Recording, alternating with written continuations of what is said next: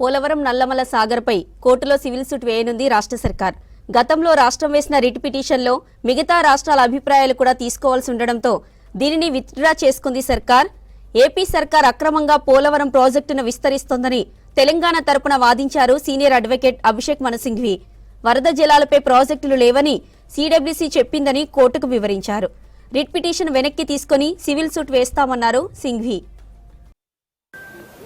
ఆంధ్రప్రదేశ్ ప్రభుత్వం నిర్మిస్తున్న నిర్మాణం తలపెట్టిన నిర్మాణం చేయాలనుకుంటున్న పోలవరం నల్లమల్ల సాగర్ ప్రాజెక్టుపై తెలంగాణ ప్రభుత్వం మా అబ్జెక్షన్స్ తెలియజేస్తూ సుప్రీంకోర్టులో రిట్ పిటిషన్ దాఖలు చేయడం జరిగింది. పోయిన మండే కూడా హియరింగ్ అయింది, మళ్ళీ ఈ మండే కూడా హియరింగ్ అయింది. అయితే supreme court chief justice of India Suryakant గారు, అదేవిధంగా జస్టిస్ బాగ్చి గారు తెలంగాణ ప్రభుత్వం తరఫున వాదనలు వినిపించిన మరి అభిషేక్ సింఘ్వి గారి వాదనలు విన్నాడు.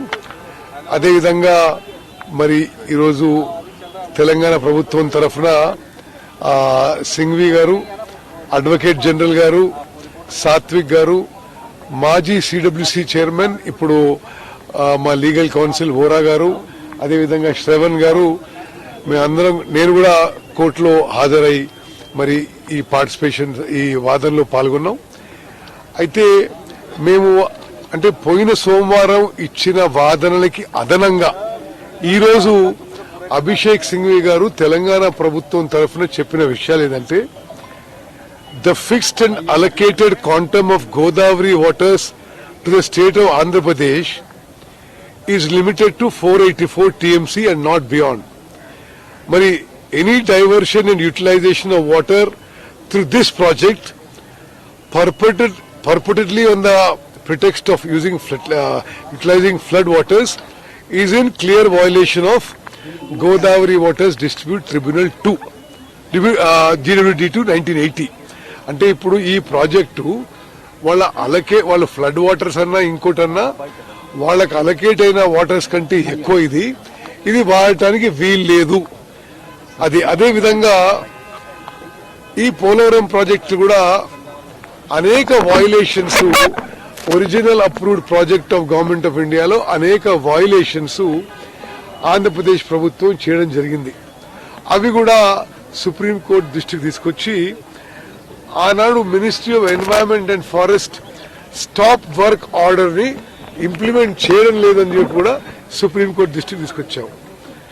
అదేవిధంగా ఆంధ్రప్రదేశ్ ప్రభుత్వము వాళ్ళకి అలాటెడ్ క్వాంటిటీ అంటే 484.5 టీఎంసీ ఇంక్లూడింగ్ ఎవాపరేషన్ లాసెస్ అంతకంటే ఎక్కువ ఉపయోగించుకోవడానికి ఇన్ఫ్రాస్ట్రక్చర్ క్రియేట్ చేస్తుంది.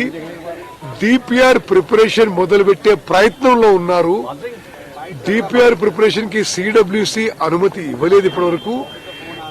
ఆ ప్రీ ఫీజిబిలిటీ రిపోర్ట్ కూడా ఇన్ ప్రిన్సిపల్ కన్సెంట్ కూడా ఇవ్వలేదు. కానీ మీరు ఇది